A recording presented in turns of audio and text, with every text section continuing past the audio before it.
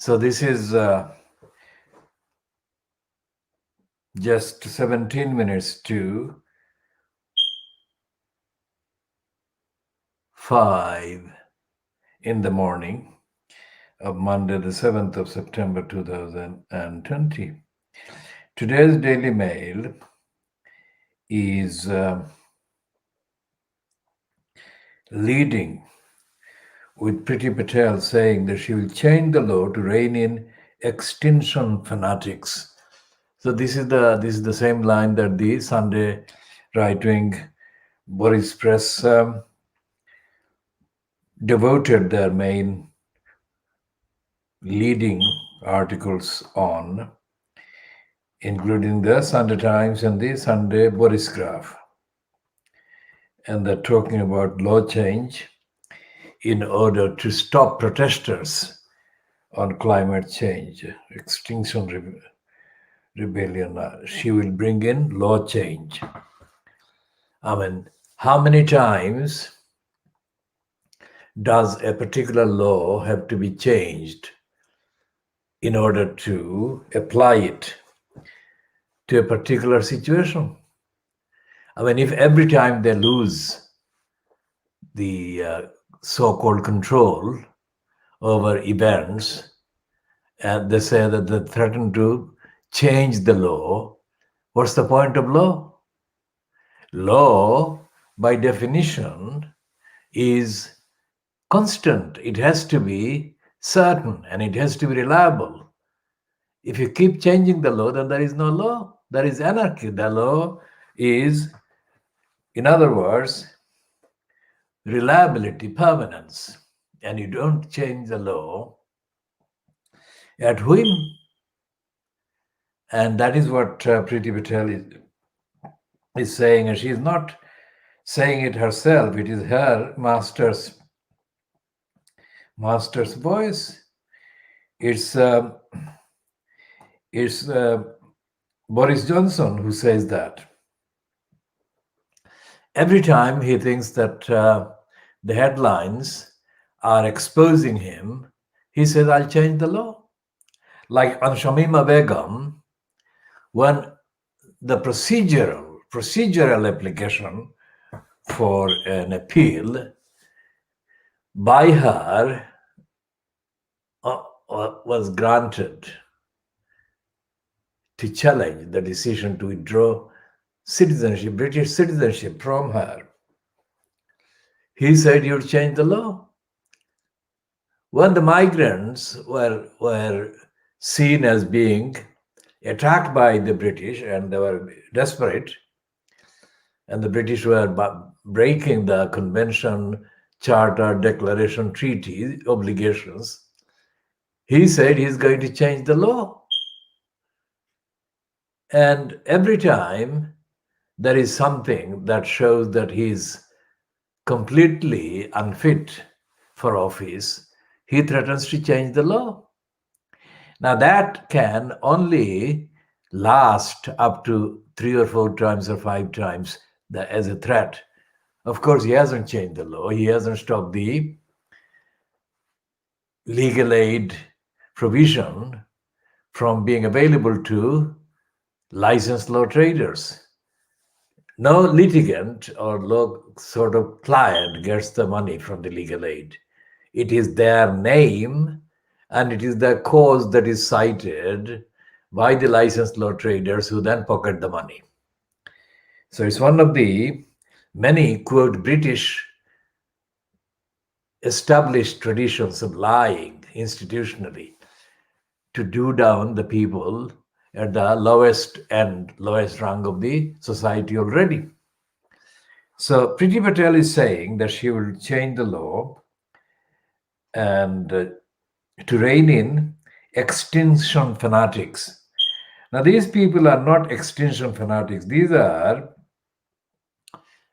very bourgeois people, most of them, ideologically bourgeois people that were dancing outside the Buckingham Palace on Sunday.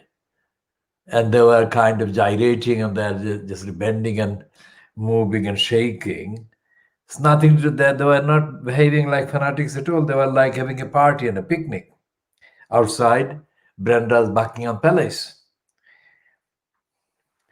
And here is Dominic Lawson, the son of the ultimate hypocrite, Nigel Lawson.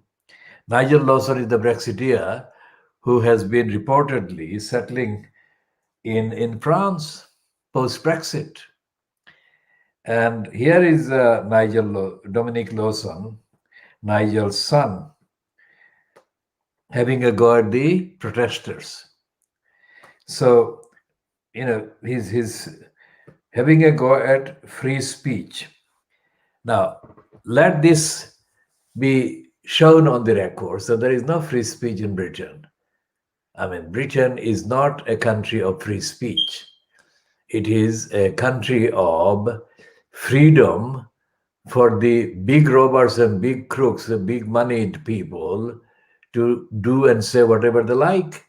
The rest of the public and the population are denied those options. So there is no free speech anyway.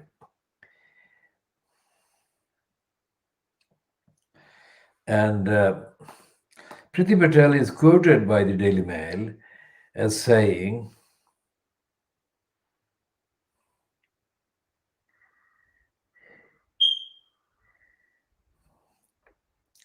well, she recognizes that they are middle class. The Extinction Rebellion people are mainly middle class.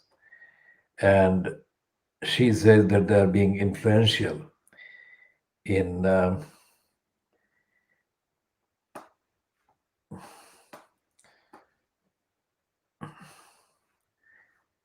changing public opinion about the climate change. And so instead of saying that we shall do something about the climate and we shall change our policies and practices and protect the environment, she's saying that we shall attack those who say that the environment is being destroyed by our behavior. And this is the kind of vacuum where the Labour Party is again absent, silent. There is no statement that is leading any of the stories about this from the Labour Party. And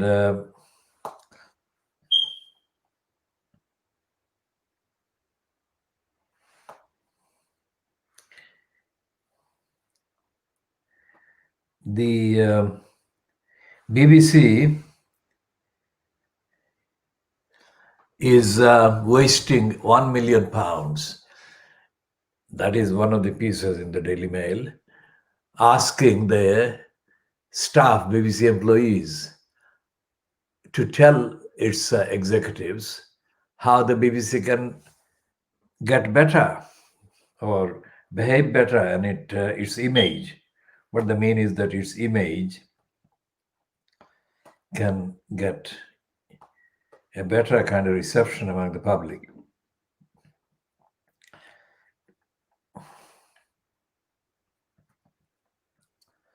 And the names of the people who are there in the main news in the Daily Mail include Michel Barnier, the EU's negotiator.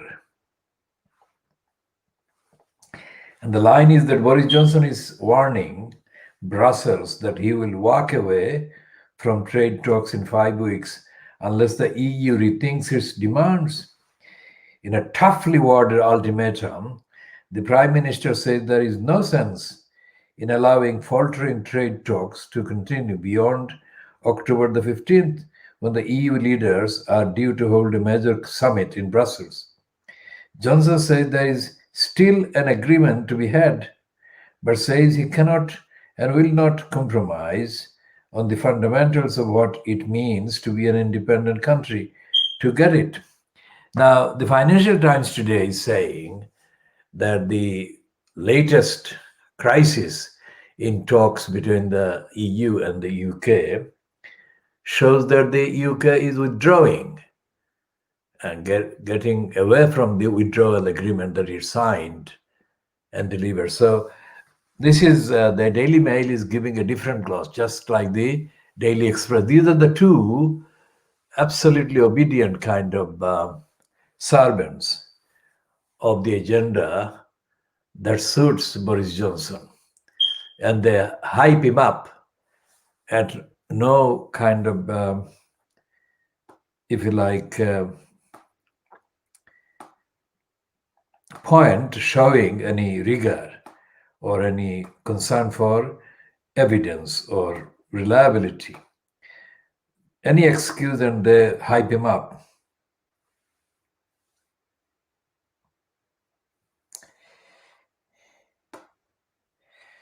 And there is a plug for Andrew Neil.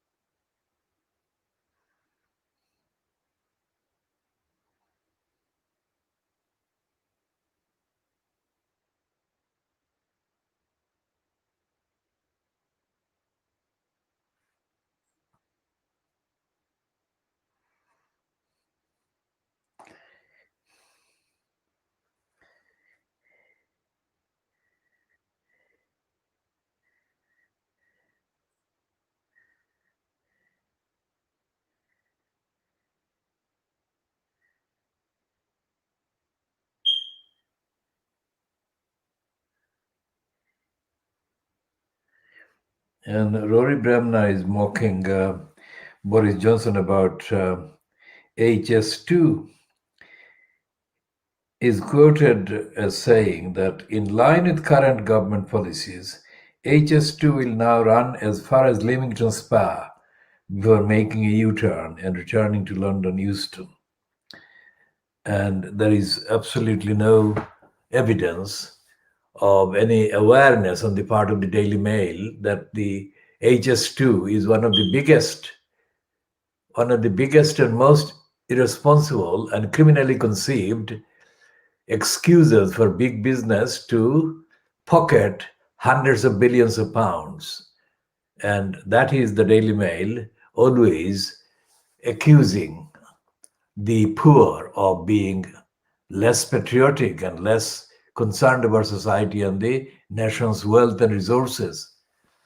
And this is not the only issue. All the big issues and all the big wastages by the conservatives have been backed by the Daily Mail and the Express and the Sun. So why is it that the Labour Party is not making the point that I'm making here? And this is the diagnosis, introducing the diagnosis of the Fleet Street papers at just 3 minutes to 5 in the morning of Monday, the 7th of September 2020. We shall be continuing in later editions.